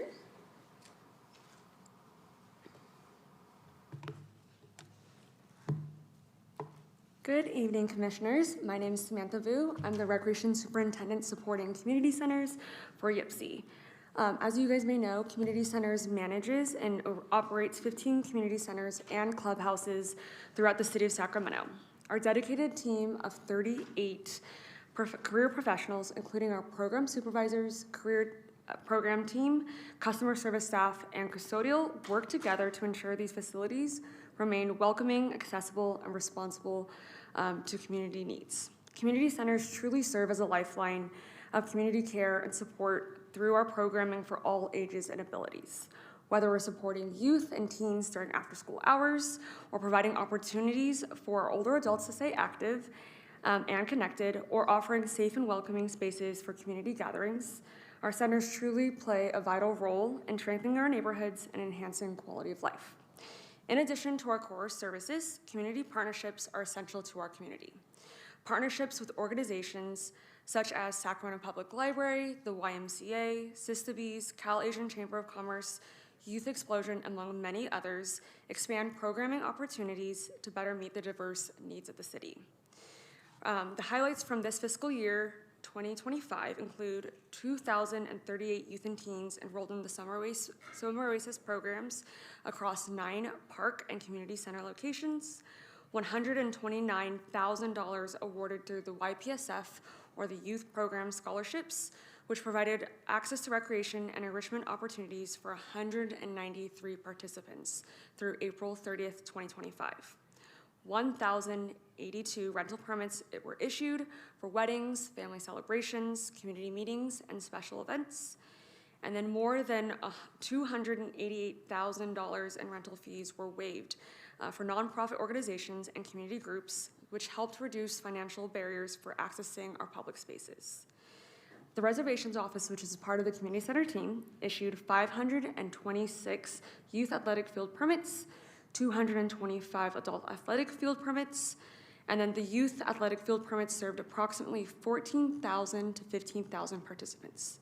In 2026 so far, youth participation has increased to an estimated 16,000 to 17,000 participants. The city continues to support access to 245 athletic fields through fee reductions and waivers. In 2025, we waived over $104,000 and more than $87,000 waived so far in 2026. If you haven't already, I know Joe seems really familiar with our community center programs. I would like to invite each of you to visit your local community center, whether that's during our summer programs or even just checking out our senior programs, which have been such a huge hit lately. So with that, thank you, and I'll be here if you have any questions. Thank you. Are there any members of the public who would like to speak on this item? There are none, Chair. Thank you. Are there any members of, or are there any commissioners who would like to speak on this item? Commissioner Flores. Thank you, Sam. Thank you for the name check. I was going to name check you back right now, too. I wanted to recognize, community centers, we all know, play a big part of this city. And when I was at that one council meeting where the aforementioned older folks who do Bell Coolidge Monday, Wednesday, Fridays took up literally that whole section right there, but then they were shouting you out. So just kudos to you and the team of how really important community centers are when a catalyst event like budget talks come, how very important it magically becomes, right? So just whatever you all are doing, keep doing that because the community, as you saw, really appreciates the efforts that the staff, that, the treatment that and customer service that staff gives back to the community. It feeds itself, and it was very beautiful to see how happy they were to see you and your team. So I just wanted to acknowledge that part out too. And then I know Anthony's right there in the wing. I know I had to create an event at Marriott Park that required some permits, and the staff customer service was awesome. Even though, yes, I am a commissioner, but I was just a regular Joe citizen, and just the accountability of making sure everything is correct.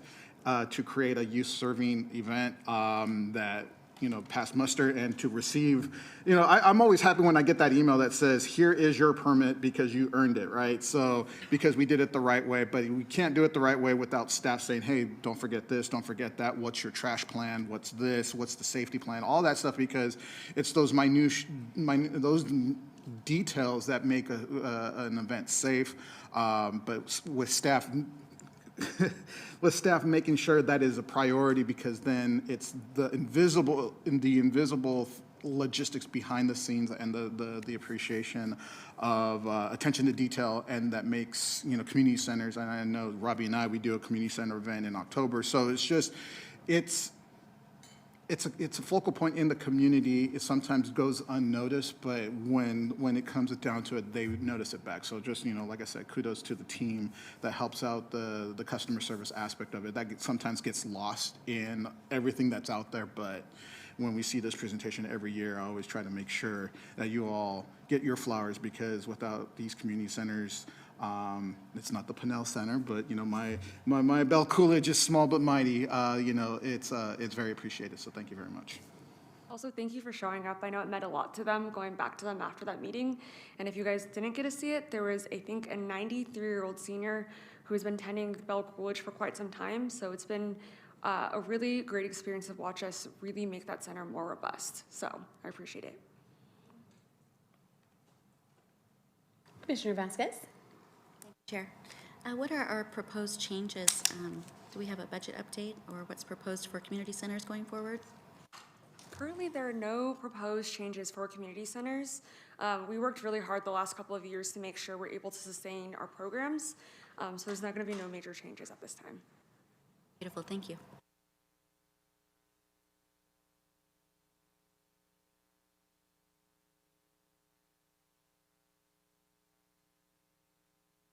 All right, well, I will just say, you guys all know how I feel about community centers. I live in District 8, and the Pinnell Center is, really a central focal point of our district. You can see, obviously by the visits, how important the center is to our neighborhood. I had spoken a couple months ago about the work event that I was able to have for the state of California there, and just how proud I was to share the community center there. I'll be having a family event there. My grandma is turning 95 this month, and we're having her party there. It's just really great to be able to have something in the community, local. I grew up in South Sac between District 5 and District 8, so, that's always been a part of, my Sacramento story. So, I love our community centers, and I will give a shout out to Bell Coolidge. My son has taken dance classes with Joanna from Joanna's Kids Are It for the last 3 years, and I just recently I had to go to her studio, and it's actually out in Carmichael. And when I made that drive, and I thought to myself, never again. And he would not be able to take, because she's very affordable, so he would not be able to take affordable dance classes if it wasn't for her being a partner of the city of Sacramento and offering it at Bell Coolidge, because I'm not making that drive.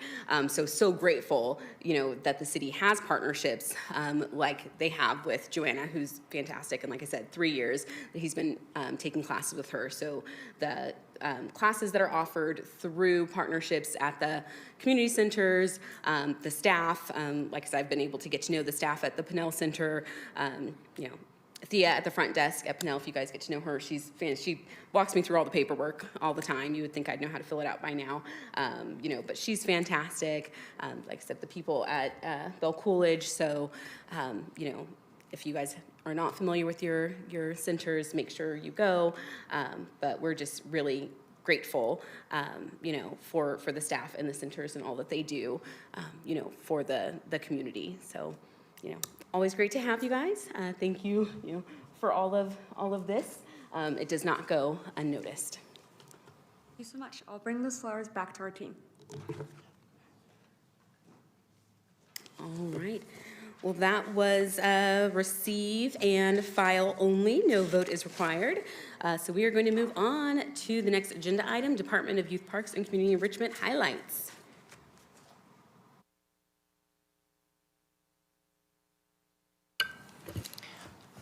Good evening again. Jackie Beecham, Director of Youth Parks and Community Enrichment. I'm going to kick us off with our highlights and begin with a quick update on where we are at in the budget deliberation and adoption process. And then I will allow our Assistant Director Shannon Brown to close out with some overall department highlights. So just want to share, as many of you are aware, we've been navigating over the last month and a half or so budget deliberations. I last presented to you an update on the proposed baseline strategies that were included in the proposed budget. And I want to express my appreciation to many of you who showed up at council and advocated for the Youth Parks and Community Enrichment Department to ensure that all of the really critical programs and services that our department provides for the community were heard, and I believe all of your voices were heard, because I'm hopeful that the outcome that we'll see on Tuesday will be in favor of restoring many of the programs and services provided by our team. So we heard on May 12th, there was a discussion based on feedback from the deliberations on May 5th, where council members had identified the top 3 restorations among members to identify funding strategies. Of those 3 top items, 2 of them were from our department. One of them were the restoration of our wading pool operations, and the other was the restoration of our recreation swim hours at all of our neighborhood pools. At that meeting on the 12th, majority of council voted to restore those items. So we are expecting to see our wading pools and our recreation swim pool neighborhood hours restored with the adopted budget on June 9th. Also at that meeting, council discussed additional items that were in the majority or top number of council memos that were submitted among council members. And council came back and discussed those items at the following council meeting. Items discussed that were from YPSI included positions that support our older adult services department, included 26 park maintenance worker positions, included summer at City Hall positions, 2 positions, Sean spoke briefly about those, and 2 positions from our youth workforce development program. Majority of council voted to identify funding to restore all of those items. So we are hopeful that on June 9th, all of those items that I just mentioned, including our pools, will be part of the restorations in the proposed budget that goes before council. There still are some reductions that we're facing. Besides the items that I mentioned, we have several vacancies that will be eliminated. We will continue to be identifying operational efficiencies to ensure that we are operating as efficiently and responsibly as possible. I'm really proud of the work that our team has done over the last several years to continue that work. We will continue to have a deficit next year, even with these restorations. But this is really great news for us if the budget is adopted with these restorations. I think it just really shows the value that our department and our team brings to the community. So happy to answer any questions, but we won't really know until we get through the 9th, and hopefully can bring back more information to you in August when we return from break. Shannon? Thank you. So for the department updates for 28th and B Skate Park, for summer we have camps scheduled at the skate park. There are no open skate park special events for summer as attendance in the hot months is limited. The RFP for the skate park operator is currently open on Planet Bids, and all the current providers have been notified. And the bid will close on June 5th. Pending award notification and contract execution, the city anticipates operations beginning fall of 2026. For summer 2026, we have several skate camps provided by Rob Skate and Ya Skate. Registration is open and spaces are available for youth ages 7 to 14, Monday through Friday from 9 a.m. to noon. We have time blocks of June 15th through June 19th, June 22nd through the 26th, July 6th through the 10th, July 13th through the 17th. And then the next skate block would be for youth ages 7 to 12 with Rob Skate, Monday through Friday, 9 a.m. to noon, July 20th through the 24th, July 27th through the 31st, and August 3rd through the 7th. In addition to our seasonal and internal programs and contracted camps and classes, we're open for rentals. For example, on May 30th, Project Lifelong rented the facility for a youth event. Skate MD hosts their skate clinics there several times a year under the fee waiver for the youth with disabilities and fully supported by volunteers. At the North Natomas Aquatic Complex was recently a site of the 2026 TYR Pro Swim Series, a premier 4-day meet featuring top-tier national and international athletes, and served as a high-profile platform for Olympic veterans and rising stars gearing up for future trials. Over 19 Olympians from multiple countries traveled to Sacramento along with 350 other elite athletes to compete for over $100,000 in prize money. The meet was run in partnership with DART and USA Swimming in coordination with the city.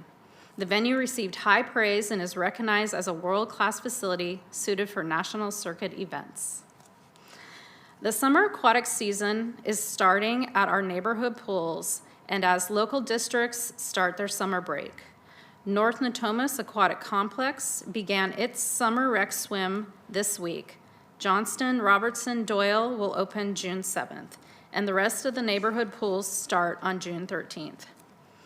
Our Junior Giants program is underway with nearly 900 youth ages 5 to 17 participating in t-ball, baseball, and softball at Lamb Park. Our hands-on parent and volunteer training event is coming up this Saturday, June 6th, from 10 a.m. to noon on Diamond 3. Practice and games begin next week. If you are interested in volunteering, visit our website for more information. Expanded learning updates. Come celebrate with us Saturday, June 6th, as our 4th R is celebrating its 40th year anniversary. The party will be at North Natomas Aquatic Complex. All of our splash pads are open citywide and functioning for the season. Our park rangers responded to over 1,020 calls for service and over 160 homeless response calls. Over Memorial Day weekend, our rangers responded to 100 calls for service, posted 90 picnic permits, and supported multiple special events over a 3-day weekend. And our rapid response team completed 7 park cleanups last month. And those are it for updates. Thanks. Thank you. Are there any commissioners who would like to speak on this item?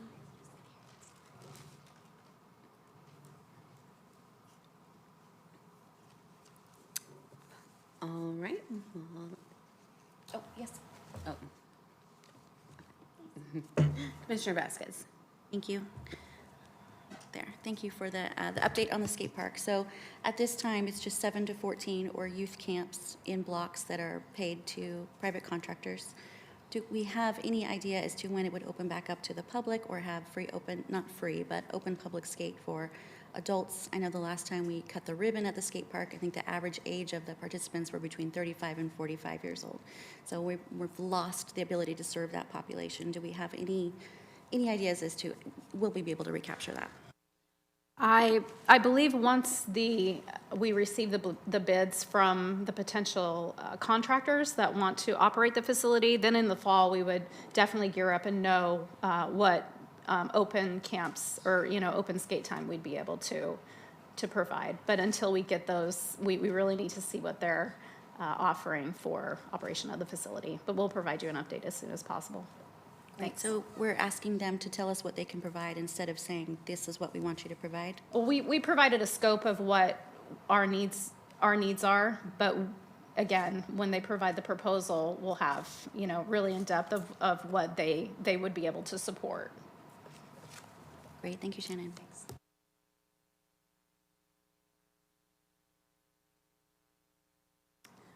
All right.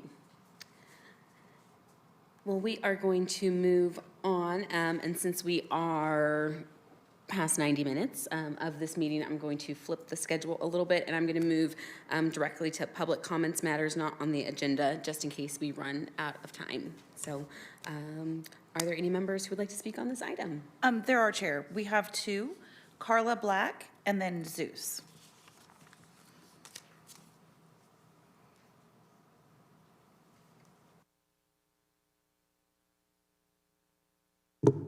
Good evening.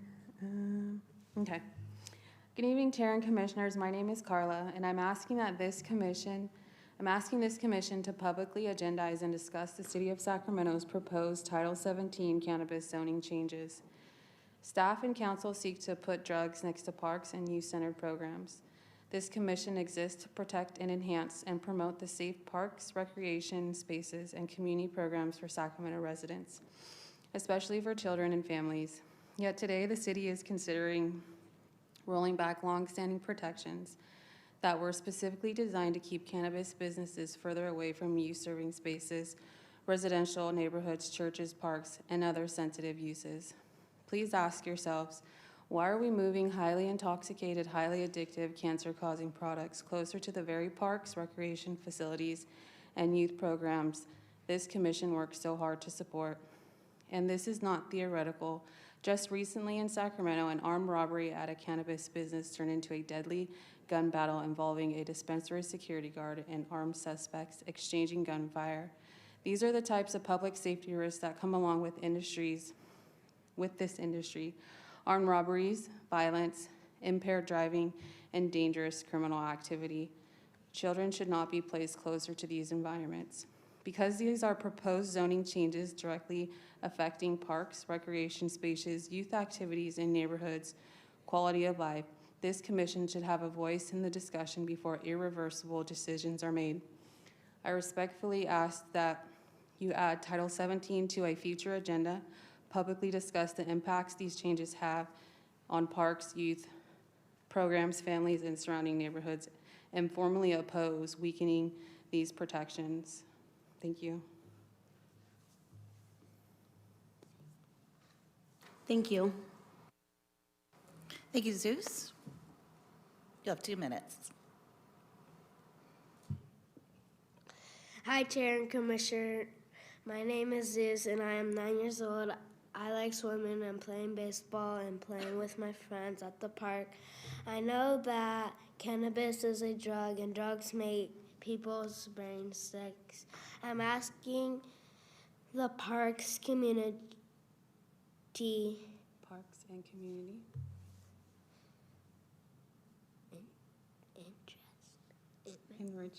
Enrichment Commission to please discuss the city's new cannabis zoning changes at a future meeting. This commission is supposed to protect kids like me, so I don't understand why the city wants to move cannabis businesses closer to places where me and my friends play baseball and where other kids play. Drugs are harmful for everyone, especially young people, because their brains are not fully developed. And these drug stores have even been involved in robberies and violence. Please think about my safety and kids first. I ask you to please discuss helping protect Sacramento's children and neighborhoods. Thank you. Thank you. Thank you. Thank you. Thank you so much for being here and for your comments. We really appreciate it. All right, clerks, we are going to go back to commissioner comments, ideas, and questions. Are there any commissioners who wish to speak on this item? Commissioner Vasquez. Thank you, Chair. I was absent last time, so I do have a double for you today. Happy Pride Month to everyone. Happy Gemini season to all of our Geminis. I've been very inspired this week thinking about our role as commissioners with budget cuts, seeking to, possibly cut commission time in half, cutting from 10 meetings to possibly 5 meetings. And I've been thinking about my Geminis and how my favorite Geminis have the ability to see all sides of an issue. It's their special talent, right? And I feel like as commissioners, that should be our special talent as well. That not only do we listen to what our community members are asking of us and to their requests, but also watch the implementation of our Parks Plan 2040 and make sure that that's in alignment, talk to our council offices, see what their wishes are, and hear from YPCE what their constraints are, what their goals are, what their plans are. That really is seeing all sides of it and then combining in our own expertise to help advise the policies that are within that draft plan, or excuse me, our finalized plan, Parks Plan 2040. And I really enjoyed seeing in our agenda the points in the Parks Plan in our agenda this month. I really enjoyed seeing the actual policies pulled into the staff reports, and I hope that we can continue that going forward. If we were to cut our time down in half, the basis of that was determined last meeting I saw to be based upon how many meetings did a commission cancel? What is the work plan of that commission? How much of that work are they actually getting done? And that is why I asked for an update on our follow-up log, because our work plan for the year has only one thing on it, aside from 916 Day, which is for us to decide how do we want to amend any policies that we have for civic engagement. And it is such a poignant time for that with what is happening now. So, we're halfway through the year and we haven't got it on our agenda yet. That's something that we need to do. If we feel that our commission needs to have 10 meetings a year, as opposed to 5, we really need to make sure that we are not just receiving updates, but also completing the work that is asked of us, of our community members. When I asked for this item to be put on our work plan for the year, Earl Warren Park was going through their choose the new amenities after a fire meeting, and I thought that could be a really great way to watch a process from beginning to end and figure out, collaborate with the things that we have asked for in the past. How many voices were there? How was that community engagement managed? I think that's a really good way of starting it. And now seeing the Cesar Chavez naming, having already a QR code and a website and a way for the entire city, not just District 4, to engage with, I think that's another really great example of a process we can watch from beginning to end. See, does it really cost more? How many more people can we reach out to? And Jason Wiseman came to Colonial Village and made the demonstration, showed the proposed choices, opened up the survey, and now I have questions, right? The survey closed. What was the result? How was the community notified of the result? What was the result? What did we choose? Did the budget affect that? I have so many questions, and I would really like for us to understand going forward, the way that this is written in the follow-up log is that the commission will come up with a plan and present it to YPC. But I think that's not written correctly, because this is a collaborative process. And this is what this commission is intended to do. It's intended to see all sides of this issue, to work with the department, to see if the policy needs to be amended, to work with the community to figure out how do they want to be heard, how do they want to participate in our parks plan. Do we need a change to policy? So I have a couple of requests as this comes up and as this is agendized, using Earl Warren as an example. And Jason, I thought you did such a great job at that community meeting. So Mr. Wiseman, bravo. I thought it was great what you showed up with there. But the questions I would have for us to get started in our work plan for the year are, from YPC, what is the current protocol for community engagement, specifically when we're asking them to weigh in on park amenity, park naming? Here is a really good example as well. What do you currently do? What's your current protocol? What would we like to see changed as commissioners? What are the next steps in our work plan? How are we going to come together? In what month are we going to look at what is currently happening, what else do we want to happen, and how can we go forward so that we have a report at the end of the year? And if we do get cut down to 5 meetings, how are we going to prioritize that work that we need to present back to council? I heard in the Cesar Chavez renaming presentation that we really want this to be inclusive and community-driven. That's exactly it, right? How do we use that as the theme for making sure our community engagement with our neighborhoods is inclusive and community-driven? When we open up those surveys, do we want to have a standardized number of days? And if we don't reach the number of folks that we wanted to reach, what is the next standardized step? How much longer do we open it up for? What are the next steps as to how we're doing that community outreach? Who else are we engaging to share our messaging, aside from us commissioners and aside from YPC? What community partners are we using to share out that messaging? And again, how are the results displayed? Folks who took those surveys and took the time, they're asking me, like, what happened? And I don't really know, right? So how are we publicly posting those results? Can we do that? How could we do that? What's the best way to do that? Were our namesake families notified? This Saturday, you can all come down to Artivio Guerrero Park at 9 a.m. to do a mulching volunteer event, along with the surviving family of Artivio Guerrero, right? I think this is a really wonderful way to make sure that our community is engaged and that our families who have namesake parks are engaged. Did we notify Earl Warren's family, who is local, that we were making amenity changes in their park? I think we should do that, and I think that's a really great protocol to write into park changes. So if we could hear back, what are the current policies or protocols when you're doing community engagement? Because I know you have some. So that we can collaborate together on our work plan to see if there are any changes needed at all.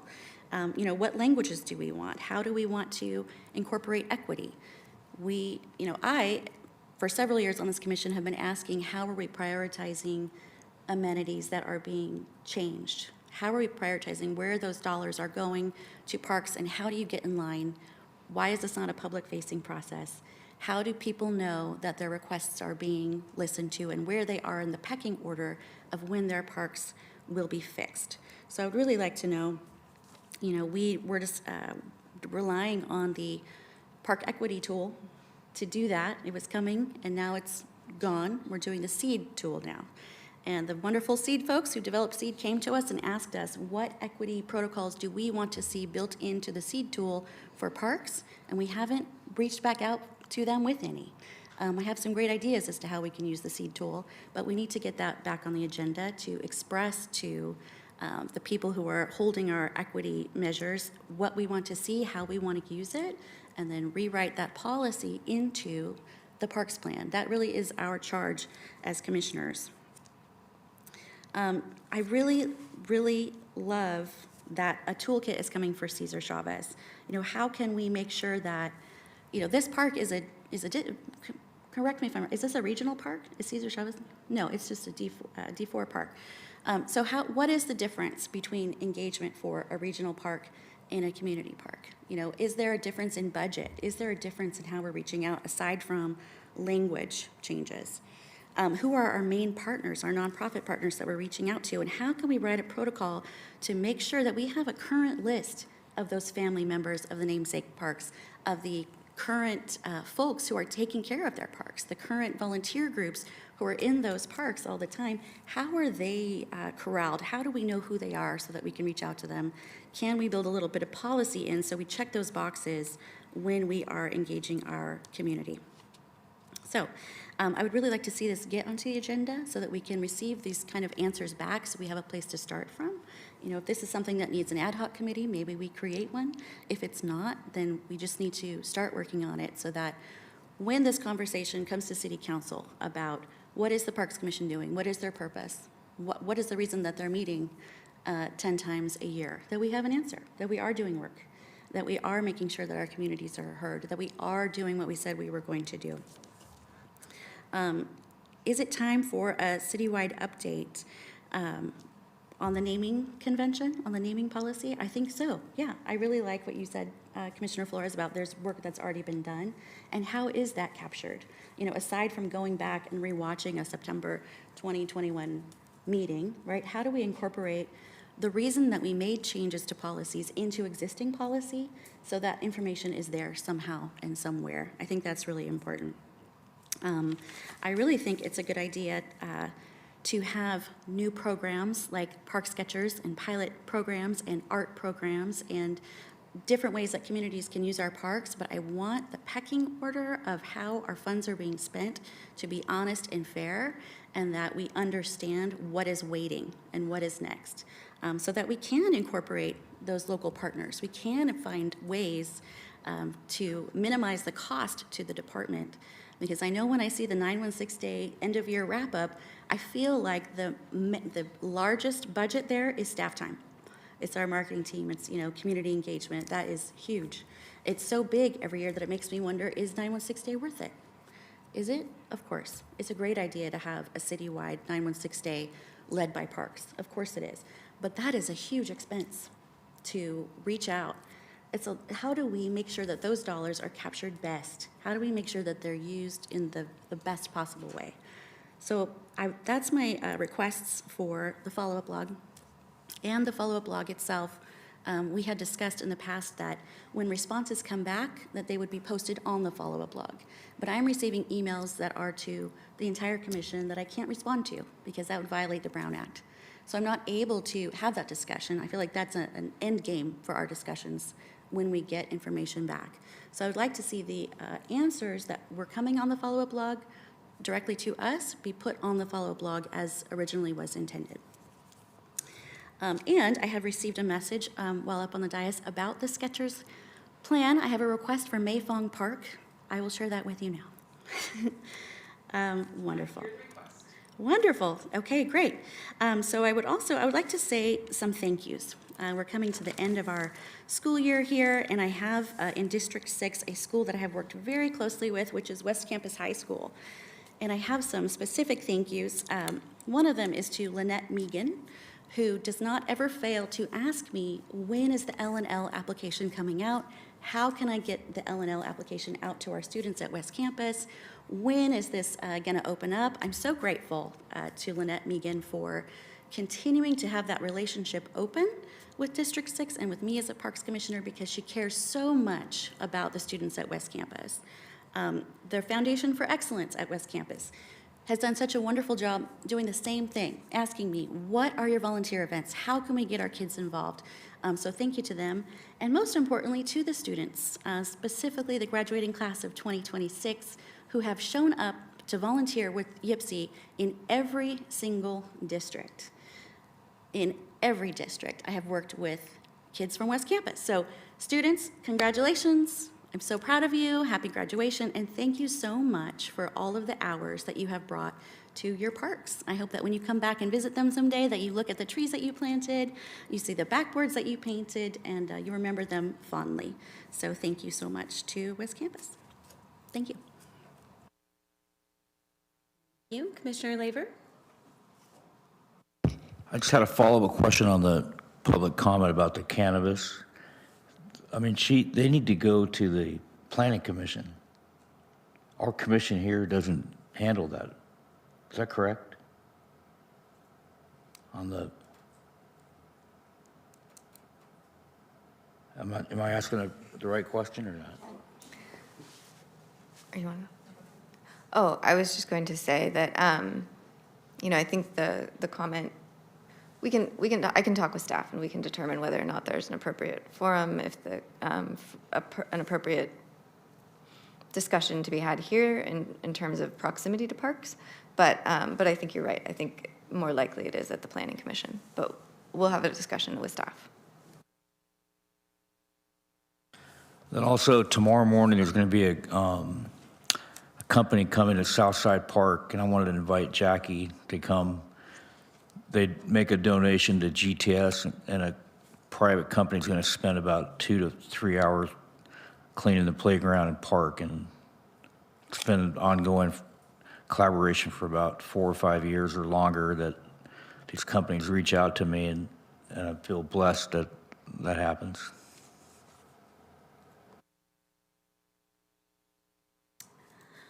All right, thank you. This concludes today's meeting agenda. Thank you for your participation. This meeting is adjourned.